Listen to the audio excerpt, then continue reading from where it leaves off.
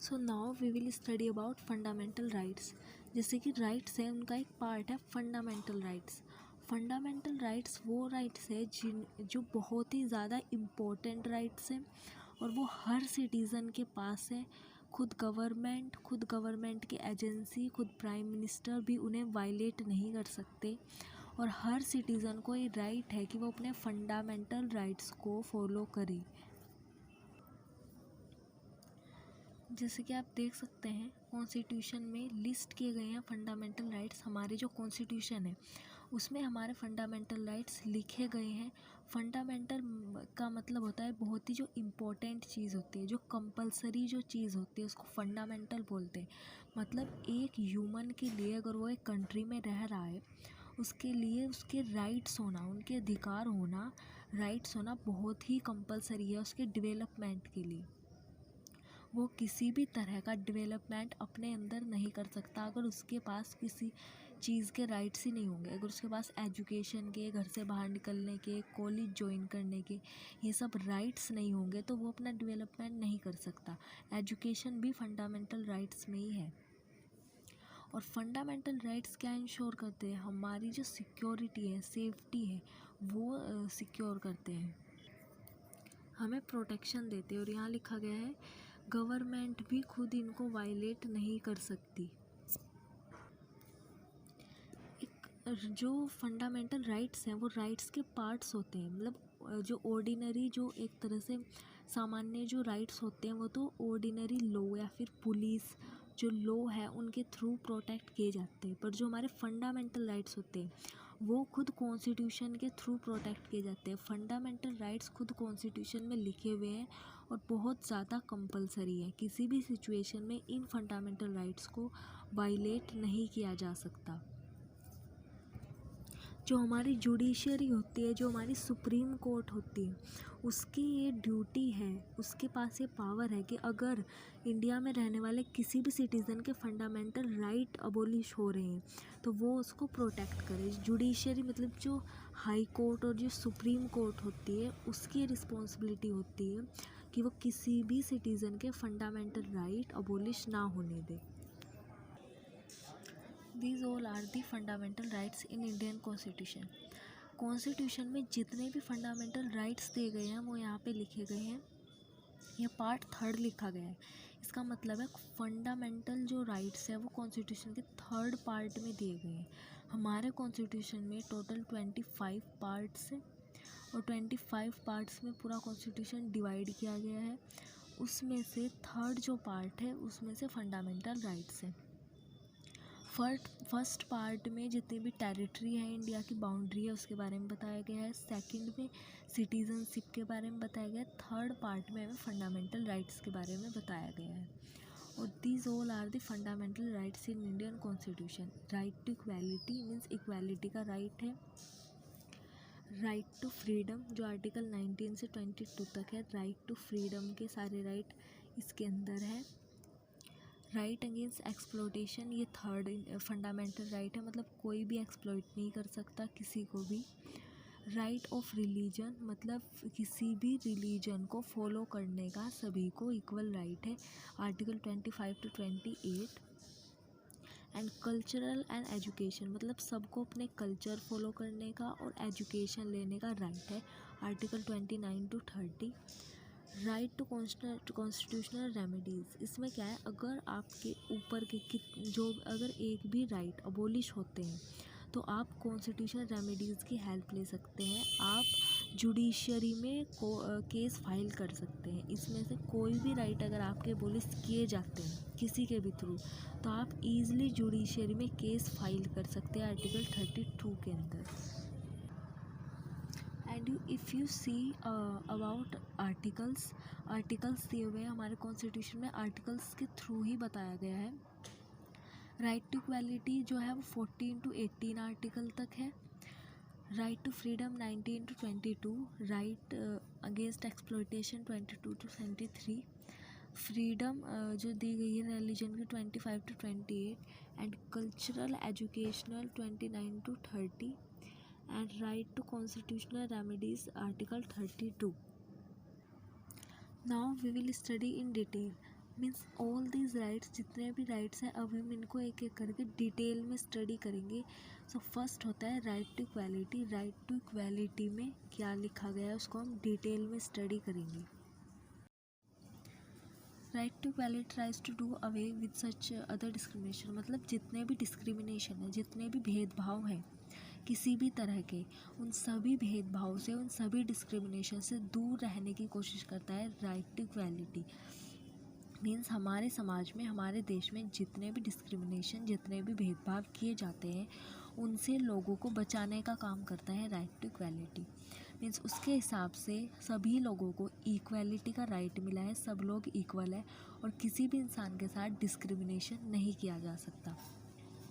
ये क्या प्रोवाइड करता है? ये इक्वल एक्सेस प्रोवाइड करता है। मतलब जितने भी पब्लिक प्लेस है, चाहे वो शॉप है, hotel, places of entertainment, bathing Ghats जैसे गंगा घाट, यमुना घाट, इस तरह से बाथिंग घाट्स होते हैं, वर्शिप होते हैं, वहाँ सब इक्वालिटी को फॉलो करेंगे। ये नहीं कि जो SC ST से उनको मना करेंगे और जनरल वालों को ये राइट है, वहाँ सबको जाने का राइट है। ये राइट टू इक्वालिटी प्रोवाइड करता है।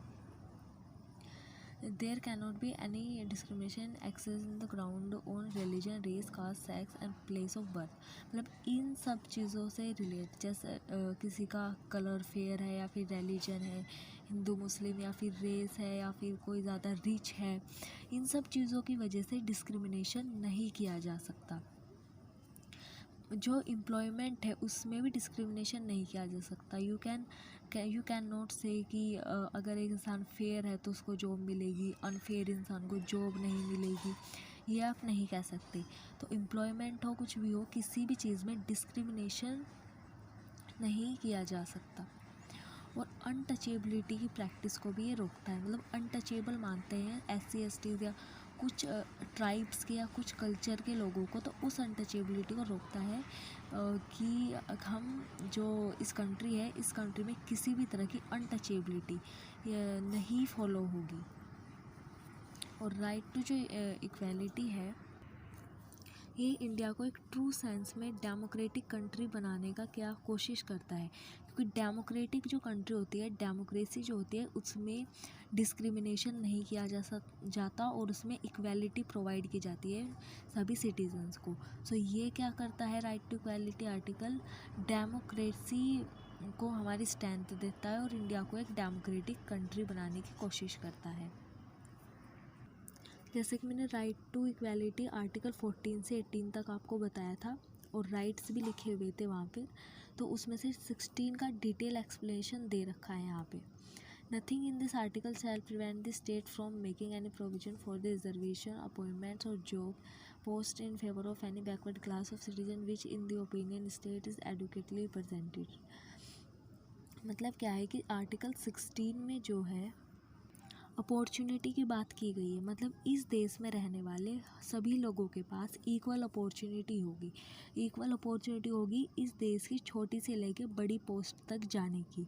अगर कोई शेड्यूल कास्ट के लोग वहाँ तक नहीं पहुँच पा रहे हैं तो उनके लिए रिजर्वेशन रखने का जो सेंट्रल गवर्नमेंट है उसको कोई रोक नहीं सकता। अगर सेंट्रल गवर्नमेंट चाहती है कि SC के लिए रिजर्वेशन रखना है तो वो उसका राइट है और उसको रिजर्वेशन रखने से कोई रोक नहीं सकता।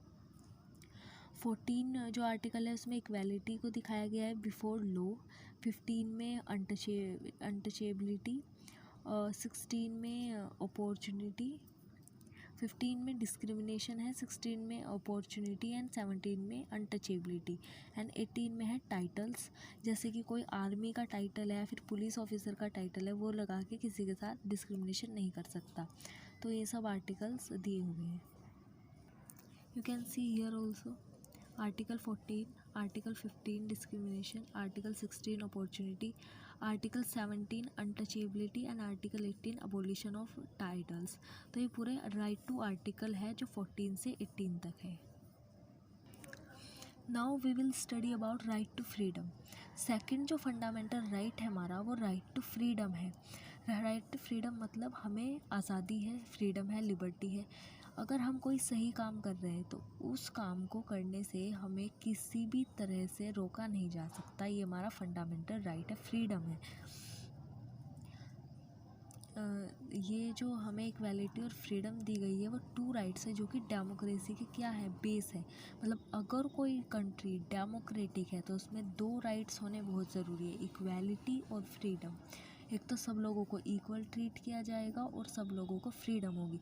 अगर ये 2 राइट एक कंट्री में है तो इसका मतलब ये है कि वो कंट्री डेमोक्रेटिक कंट्री है।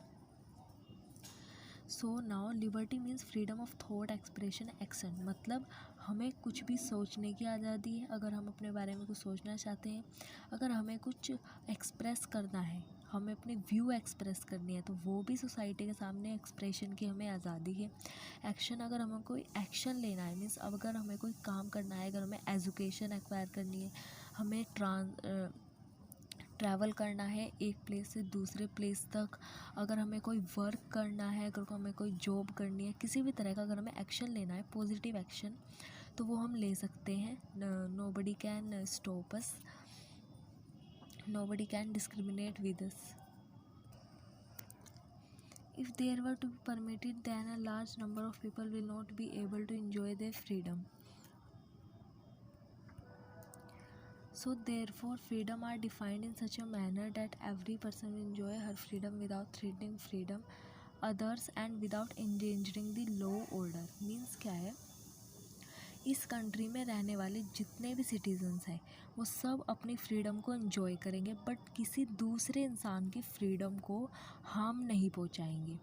मीन्स जितने भी इस कंट्री में रहने वाले लोग हैं वो अपने इस तरह के एक्शन नहीं ले सकते कि दूसरे की फ्रीडम हर्ट हो जाए।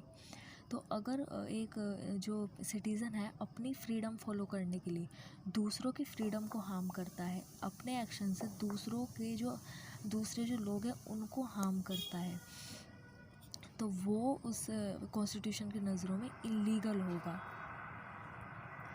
वो पर्सन इस तरह। So next is right to life and personal liberty. Means ये भी फ्रीडम के अंदर ही आता है, और right to life and personal liberty एक फ्रीडम का ही पार्ट है। इसका मतलब क्या है, हमें अपनी लाइफ का राइट है, हमें जीवन जीने का अधिकार है, और पर्सनल लिबर्टी मतलब जितने भी हमारे पर्सनल काम हैं वो सब करने की भी हमें फ्रीडम है, लिबर्टी है। अगर हम ये 2 काम कर रहे हैं, हम अपनी लाइफ को इंजॉय कर रहे हैं या फिर हम अपने पर्सनल काम कर रहे हैं, तो इससे हमें कोई भी रोक नहीं सकता। ये हमारा right to life and personal liberty, ये हमारा फंडामेंटल राइट है। Freedom is the right and personal liberty. No citizen can be denied his her life except by procedure laid down under the laws. Similarly, no one can be denied his or personal liberty. No one can be arrested without being the ground for such an arrest. Means क्या है कि अगर किसी ने ऐसा crime किया है कि उसको जो डेथ पेनल्टी है वो देनी पड़ेगी तब तो ठीक है, उसके अलावा कोई भी किसी को लाइफ जो है, अपनी जो जीवन जीने का जो अधिकार है, राइट टू लाइफ है, उससे डिनाई नहीं कर सकता। और अगर किसी ने कुछ गलत काम नहीं किया है, अगर किसी ने कुछ क्राइम नहीं किया है, तो कोई उस इंसान को अरेस्ट भी नहीं कर सकता। If arrested the person has the right to defend himself by a lawyer of his choice, also it is mandatory for the police to take that person nearest magistrate. जो अरेस्टेड पर्सन है उसे पूरा right है कि वो अपने खुद के चॉइस के लॉयर को ला के कोर्ट में अपने आप को डिफेंड कर सकता है। और अगर पुलिस किसी भी पर्सन को अरेस्ट करती है 24 आवर्स के अंदर उसको मैजिस्ट्रेट के सामने उसे पेश करना पड़ेगा। Magistrate who is not part of the police will decide, मतलब मैजिस्ट्रेट डिसाइड करेगा। मैजिस्ट्रेट पुलिस का पार्ट नहीं है, पुलिस अलग होती है, मैजिस्ट्रेट अलग होता है। मैजिस्ट्रेट ये डिसाइड करता है कि इस इंसान ने कुछ गलत किया है कि नहीं, तो मैजिस्ट्रेट ये चीज़ डिसाइड करेगा कि इसको सज़ा मिलनी चाहिए कि नहीं मिलनी चाहिए। This right is not just confined to a guarantee against taking away of an individual's life, but is wide application various judgement of supreme court has expanded the scope. मतलब ये सिर्फ यहाँ तक नहीं है कि कोई अपने पर्सनल काम कर लेगा या फिर हमारे उसकी जो लाइफ है उसे डिफेंड करने का अधिकार है। आज तक के जितने जजमेंट सुप्रीम कोर्ट के हो चुके हैं, जितने केसेस सुप्रीम कोर्ट में हो चुके हैं, उनसे इसका स्कोप बहुत ज़्यादा वाइड हो गया है। बहुत ज़्यादा वाइड स्कोप इस जो ये आर्टिकल है जो इसका कर दिया गया है कि हमें फ्रीडम है, हमें एजुकेशन, हमें लाइफ, हमें अपनी प्रोटेक्शन, हमें अपने मैजिस्ट्रेट, हमें कोर्ट के सामने पेश होना, इन सब के चलते बहुत ज़्यादा फ्रीडम इसमें दी गई है। Supreme court also added in it human dignity, means जो कोई भी पर्सन है उसे सिर्फ अपने लाइफ को जीने का अधिकार नहीं है, वो अपनी लाइफ को पूरी डिग्निटी, पूरे रिस्पेक्ट के साथ जिएगा, ये भी उसका फंडामेंटल राइट है। राइट टू शेल्टर और लाइवलीहुड, मतलब एक इंसान को उसका घर होना, शेल्टर होना और लाइवलीहुड होना, कोई पैसे कमाने के जरिए उसके पास होने, ये भी उसका फंडामेंटल राइट है, ये भी लाइफ के अंदर ही इंक्लूड है।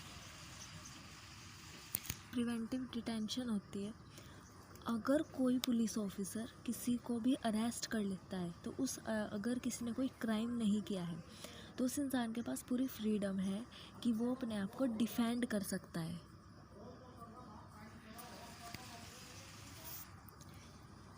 उसके पास ये राइट है कि वो अपने आप को डिफेंड कर सकता है। अगर उसने कुछ क्राइम नहीं किया है तो वो पुलिस के अगेंस्ट भी एक तरह से केस डाल सकता है कि मुझे इनलीगली अरेस्ट किया गया है।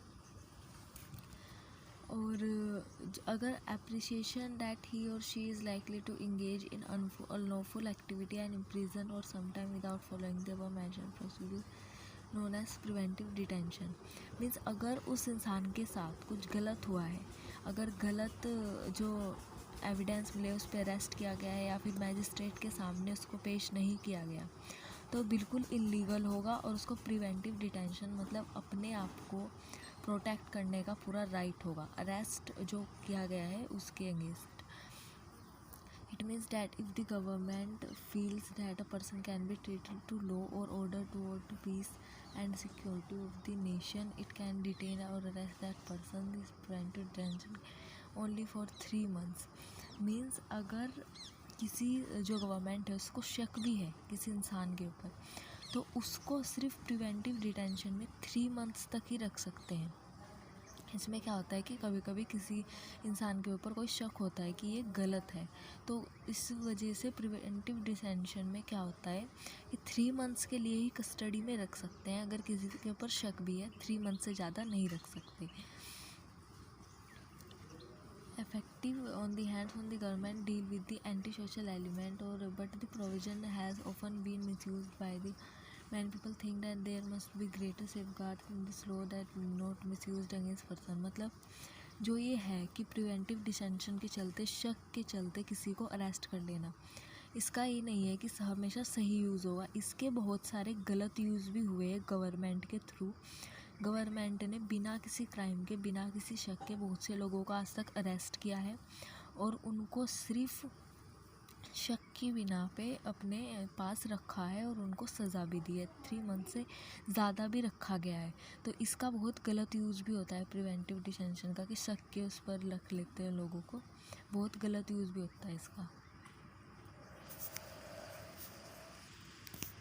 नेक्स्ट, राइट ऑफ एक्यूज्ड, मतलब जिस इंसान के साथ गलत हुआ है, एक्यूज्ड होता है जिस इंसान का एक्सप्लॉइट किया गया है, जिस इंसान के साथ गलत हुआ है उसके क्या राइट है। Our constitution ensure that person accused of various offense would also get sufficient protection. We often tend to believe anyone who is charged with some offense is guilty. However, no one guilty unless the court has found that person guilty. Offense also necessary that one person accused of any crime should get adequate opportunity to defend. मतलब अगर किसी इंसान ने गलत किया भी है तो उसको अपने आप को प्रोटेक्ट करने की और डिफेंड करने की पूरी फ्रीडम मिलेगी, वो किसी भी तरह से अपने आप को डिफेंड और प्रोटेक्ट कर सकता है। No person would be punished for the same offence, मतलब एक ही ऑफेंस के लिए, एक ही क्राइम के लिए एक इंसान को एक से ज़्यादा बार पनिश नहीं किया जाएगा। No law shall declare any action as illegal from a backdrop, मतलब कोई भी लॉ किसी भी एक्शन को इलीगल नहीं प्रूव कर सकता।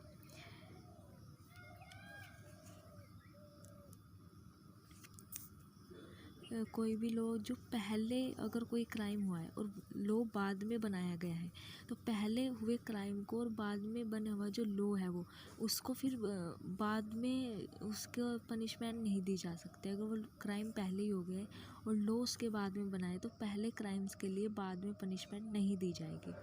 इसका मतलब ये है no person shall be asked to give evidence against himself, मतलब खुद के ही अगेंस्ट में किसी को भी एविडेंस देने के लिए फोर्स नहीं किया जाएगा।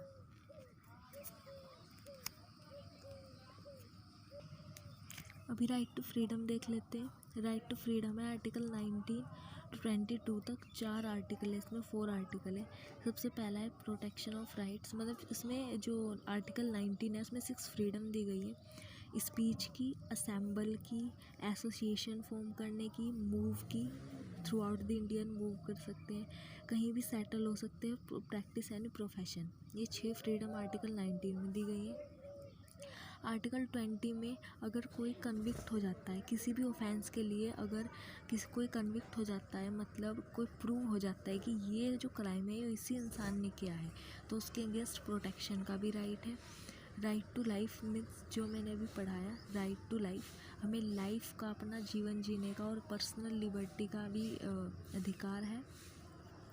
राइट टू एजुकेशन भी इसमें इंक्लूड कर दिया है। आर्टिकल जो है 20 इसमें राइट टू एजुकेशन भी इंक्लूड कर दिया है। अब right against arrest and detention in certain areas means जो अगर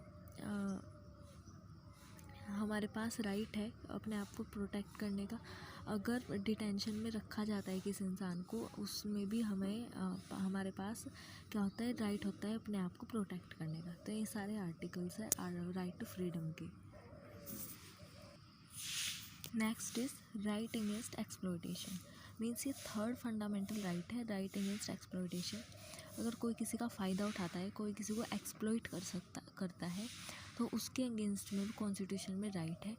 और हम एक्शन उठा सकते हैं, लीगल एक्शन, अगर हमें कोई भी एक्सप्लॉइट करता है। In our country there are millions of people who are unprivileged and deprived, मतलब बहुत सारे जो लोग हैं हमारी कंट्री में वो क्या है, जिनके पास अच्छा जीवन जीने का क्या है साधन नहीं है, रिसोर्सेज नहीं है। They may be subjected to exploitation by their fellow human being, मतलब उनको क्या किया जा सकता है, एक्सप्लॉइट किया जा सकता है। जो अमीर नहीं है, जो पढ़े लिखे नहीं है या जो बीमार है, इस तरह के जो लोग हैं उनको एक्सप्लॉइट किया जा सकता है, उनका फ़ायदा उठाया जा सकता है। No such form of exploitation in our country has been beg और फोर्स लिव विदाउट पेमेंट। अगर पेमेंट के बिना कोई भी काम करवाया जा रहा है तो वो क्या है, एक्सप्लॉयटेशन है। जैसे फोर्स लेबर हो गया, बैगर हो गया, ये पेमेंट नहीं दी जाती इनके बदले, तो ये क्या हो गया, एक्सप्लॉयटेशन हो गया। Another closely related form of exploitation is buying and selling of human being. कई बार लोगों को बेचना और ख़रीदना भी किया जाता है, तो ये भी क्या होता है, ये भी इलीगल है और ये भी एक्सप्लॉयटेशन है। Both of these are prohibited under constitution, हमारे कॉन्स्टिट्यूशन में, संविधान में ये चीज़ बिल्कुल प्रोहिबिट की गई है। Forced labour was imposed by landlords, money lenders and other wealthy persons in the past. जैसे जो पहला टाइम था वहाँ तो जो मनी लैंडर्स थे, जो लैंडलॉर्ड थे मतलब ज़मींदार थे, उनके थ्रू ही बहुत किया जाता था फोर्स्ड लेबर। पर अभी ये नहीं है क्योंकि हमारे कॉन्स्टिट्यूशन ने इसको बिल्कुल ही इलीगल कर दिया है कि ये करना बिल्कुल इलीगल है। This is right against exploitation. जो 23 और 24 दो आर्टिकल में ही है। 23 में तो जो ह्यूमन बीइंग में जो फोर्स लेबर है उनके बारे में बताया गया है कि किसी भी इंसान पर फोर्स लेबर नहीं करवा सकते। और 24 में कोई चिल्ड्रन है, कोई जो माइनर है, अंडर 18 है, उस पर क्या नहीं करवा सकते, जॉब नहीं करवा सकते। मतलब 18 साल से कम का बच्चा जॉब नहीं कर सकता, उससे हम काम नहीं करवा सकते। 23 and 24 article. Next fundamental right is right to freedom of religion. ये 4th फंडामेंटल राइट है और इसमें क्या दिया गया है, किसी भी धर्म को, किसी भी रिलीजन को फॉलो करने की फ्रीडम दी गई है। According to our constitution everyone enjoy the right to follow the religion of his choice, किसी भी चॉइस, हमारी चॉइस के किसी भी रिलीजन को हम फॉलो कर सकते हैं।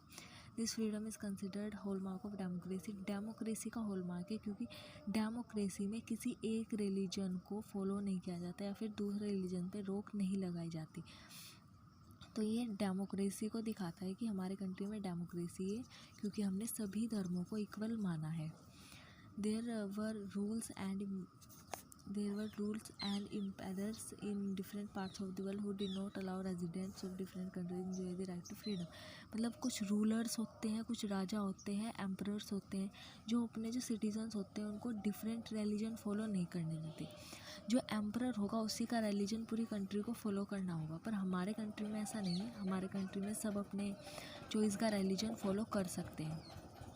Peoples follow a religion different from the ruler with were either prosecute force to convert the official rural language. मतलब क्या है कि यहाँ जो हमारा डेमोक्रेटिक कंट्री है, यहाँ तो सब डिफरेंट रिलीजन फॉलो करते हैं, पर अगर कहीं मोनार्की है तो वहाँ वही रिलीजन फॉलो करना पड़ेगा जो रूलर का है, या फिर अपना रिलीजन चेंज करना पड़ेगा। Next is freedom of faith and worship. मतलब हम किसी भी चीज़ में विश्वास भी कर सकते हैं और किसी भी चीज़ की पूजा भी कर सकते हैं, इसकी भी हमें क्या है, फ्रीडम है। In India everyone is free to choose the religion and practice that religion. Freedom of religion also include the religion of conscience. मतलब हमारे इंडिया में क्या है, हमारे कंट्री में कि रिलीजन को प्रैक्टिस करने की पूरी फ्रीडम है, और यहाँ लोग अलग अलग रिलीजन्स को प्रैक्टिस करते हैं। A person may choose a religion or may choose not any follow the religion। मतलब कोई इंसान रिलीजन फॉलो कर भी सकता है, और अगर कोई नहीं करना चाह रहा है तो वो नहीं भी कर सकता है। Freedom of religion includes the freedom of profess, follow, propagate any religion. Freedom of religion subject to certain limitations. Government can impose restrictions on the practice of freedom of religion in order to protect public. Means क्या है इसका, हमारे country में जो religion हम follow करना चाहे वो कर तो सकते हैं, पर गवर्नमेंट सिर्फ कब लिमिटेशन लगाएगी, अगर पब्लिक को इसका कोई नुकसान हो रहा है। पब्लिक को फ़ायदा पहुंचाने के लिए हमारी गवर्नमेंट इस पे रेस्ट्रिक्शन लगा सकती है। The government can interfere in religion for routing out certain social evils. मतलब अगर किसी रिलीजन के चलते कुछ गलत काम किए जा रहे तब गवर्नमेंट इंटरफेयर कर सकती है, वरना नहीं कर सकती। जैसे सती प्रथा, जो कि धर्म के उस पर करी गई थी कि हमारे धर्म में लिखा गया है कि सती प्रथा जो है वो सती होना पड़ेगा जो वुमेंस होती है, पर उनको रोका गया क्योंकि ये गलत थी, तो इसलिए इनको रोका गया। The limitation on the right to freedom of religion always produce tension between followers of very religion. मतलब किसी भी तरह की अगर लिमिटेशन फ्रीडम पे रखती है, वो क्या करती है, वो टेंशन तो क्रिएट करती ही है। जो उसके वेरियस जो रिलीजन के फॉलोवर्स होते हैं उनके बीच में टेंशन्स तो क्रिएट होती ही है। जो अगर जो रिलीजन होते हैं उसमें किसी भी तरह की लिमिटेशन लगती है, पर कभी कभी गवर्नमेंट को इंटरफेयर करना पड़ता है पब्लिक वेलफेयर के लिए।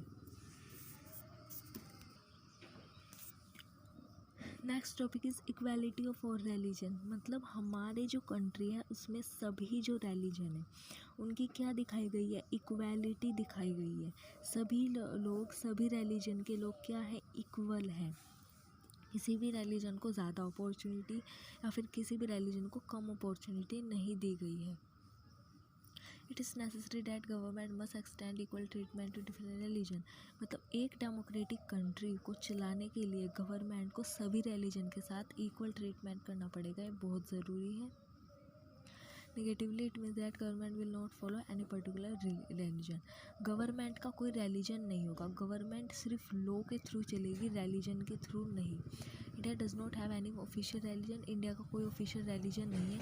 हमारी ऑफिशियल लैंग्वेज है और लॉज है, कॉन्स्टिट्यूशन है, उनके थ्रू हमारा देश चलता है। किसी भी रिलीजन के थ्रू हमारा देश नहीं चलता, हमारा कोई ऑफिशियल रिलीजन नहीं है। We don't have to belong any particular religion in order to be a prime minister. हमारे प्राइम मिनिस्टर होने के लिए किसी को किसी रिलीजन से होने की बिल्कुल ज़रूरत नहीं है। कोई किसी भी रिलीजन का इंसान प्राइम मिनिस्टर बन सकता है। We have also seen that under the right to equality there is a guarantee that government will not discriminate. मतलब कॉन्स्टिट्यूशन में जो ये राइट टू इक्वालिटी है इसमें गारंटी दी गई है कि गवर्नमेंट किसी भी तरह से डिस्क्रिमिनेट भेदभाव किसी भी रिलीजन में नहीं कर सकती। Institutions run by the state will not preach any religion. मतलब जितने भी इंस्टीट्यूशंस हैं, legislature, executive, judiciary, election commission, जितने भी इंस्टीट्यूशंस हैं किसी भी रिलीजन के थ्रू नहीं चलेंगे। The objective of this provision is to sustain the nature of principle of secularism. Secularism क्या होता है कि एक कंट्री सिर्फ लॉ के थ्रू चलेगी। एक कंट्री किसी भी धर्म को ज़्यादा प्रेफरेंस या फिर किसी भी धर्म को कम प्रेफरेंस नहीं देगी। एक कंट्री क्या होगी, सेक्युलर होगी, किसी भी पर्टिकुलर रिलीजन को फॉलो नहीं करेगी, उसको सेक्युलरिज्म बोलते हैं। और हमारे कंट्री में सेक्युलरिज्म अपनाया गया है, इसलिए हमारे कंट्री क्या होती है, सेक्युलरिस्ट कंट्री कहती है हम अपनी कंट्री को, क्योंकि एक धर्म के थ्रू हमारी कंट्री नहीं चलती। You can see here right to freedom of religion. मतलब right to freedom of religion 25 to 28, 25, 26, 27, 28 4 articles में दिया गया है। सबसे पहला है कि किसी भी रिलीजन को फॉलो करने की हमें आज़ादी है। हमारे रिलीजियस जो अफेयर्स हैं, मतलब रिलीजन से रिलेटेड जितनी भी चीज़ें हैं वो खुद मैनेज कर सकते हैं। किसी भी रिलीजन के चीज़ पर टैक्स नहीं लगाया जाएगा। और जो एजुकेशन इंस्टीट्यूशन है, मतलब जो स्कूल कॉलेजेस है, वहाँ हम रिलीजियस जो चीज़ें हैं वो परफॉर्म कर सकते हैं। तो आर्टिकल 25, 26, 27 एंड 28 में दिया गया है।